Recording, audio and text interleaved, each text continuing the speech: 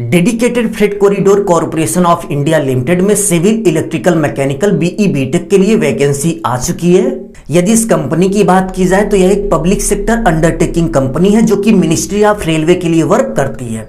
सो यदि आपको जॉब मिलती है तो आपको मिनिस्ट्री ऑफ रेलवे में वर्क करने का मौका मिलेगा। यहाँ पर civil electrical mechanical BE BTech diploma सभी के लिए जॉब है। सबसे पहले जूनियर मैनेजर सिविल की बात करें तो टोटल 31 पोस्ट है। जूनियर मैनेजर पोस्ट पर अप्लाई करने के लिए क्वालिफिकेशन की बात करें तो बैचलर ऑफ सिविल इंजीनियरिंग होना चाहिए, जिसमें आपका मिनिमम 60% से कम नहीं होना चाहिए।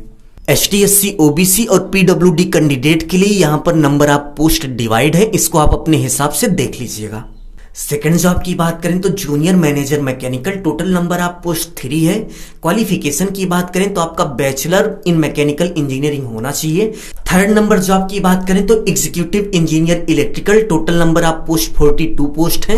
एजुकेशन क्वालिफिकेशन की बात करें तो आपका डिप्लोमा इन इलेक्ट्रिकल इंजीनियरिंग होना चाहिए। यदि आपका 3 year diploma in electrical engineering है तो आप इस जॉब को अप्लाई कर सकते हो। नेक्स्ट जॉब की बात करें तो एग्जीक्यूटिव सिविल इंजीनियर क्वालिफिकेशन आप देख सकते हैं कि आपका 3 ईयर डिप्लोमा होना चाहिए इन सिविल इंजीनियरिंग, और इसके साथ साथ नंबर ऑफ पोस्ट की बात करें तो 73 पोस्ट है। और यहाँ पर एग्जीक्यूटिव इंजीनियर मैकेनिकल के लिए जॉब है जिसको mechanical engineering diploma student apply कर सकते हैं।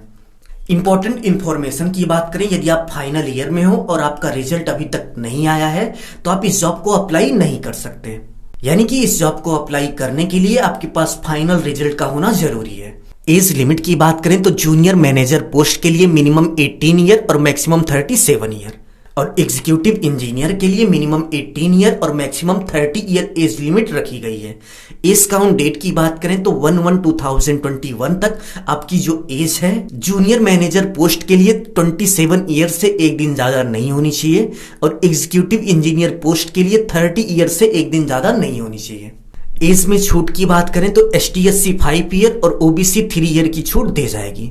यदि आप किसी गवर्नमेंट सेक्टर में या फिर PSU में वर्क करते हैं तो इंटरव्यू और वेरिफिकेशन के समय आपको NOC यानी कि नो ऑब्जेक्शन सर्टिफिकेट लगाना पड़ेगा। सिलेक्शन प्रोसेस की बात करें तो सबसे पहले आपका CVT यानी कि कंप्यूटर बेस्ड टेस्ट होगा, उसके बाद आपका वेरिफिकेशन होगा, डॉक्यूमेंट वेरिफिकेशन होने के बाद इंटरव्यू होगा, और इंटरव्यू के बाद आपका मेडिकल होगा।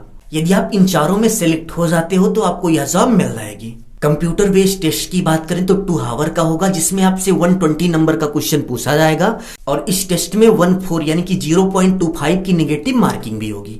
यदि आपका कंप्यूटर बेस्ड टेस्ट क्लियर होता है तभी आपको डॉक्यूमेंट वेरिफिकेशन के लिए बुलाया जाएगा। फॉर्म फिलअप फीस की बात करें तो ST/SC PWD कैंडिडेट इस फॉर्म को फ्री में अप्लाई कर सकते हैं, और जूनियर मैनेजर पोस्ट पर अप्लाई करने के लिए जर्नल और OBC के लिए 1000 रुपए फीस रखी गई है। और यदि आप एग्जीक्यूटिव इंजीनियर पोस्ट पर अप्लाई करते हैं तो जर्नल और OBC के लिए 900 फीस रखी गई है। फॉर्म अप्लाई की बात करें तो आप देख सकते हैं यहाँ पर वेबसाइट दी गई है। इस वेबसाइट पर जाके आपको इस फॉर्म को ऑनलाइन अप्लाई करना होगा, और फॉर्म को अप्लाई करने का लिंक और इस नोटिफिकेशन को डाउनलोड करने का जो लिंक है वो डिस्क्रिप्शन में दिया गया है। आप वहां से जाके इस नोटिफिकेशन को डाउनलोड कर सकते हैं और इस फॉर्म को अप्लाई भी कर सकते हैं।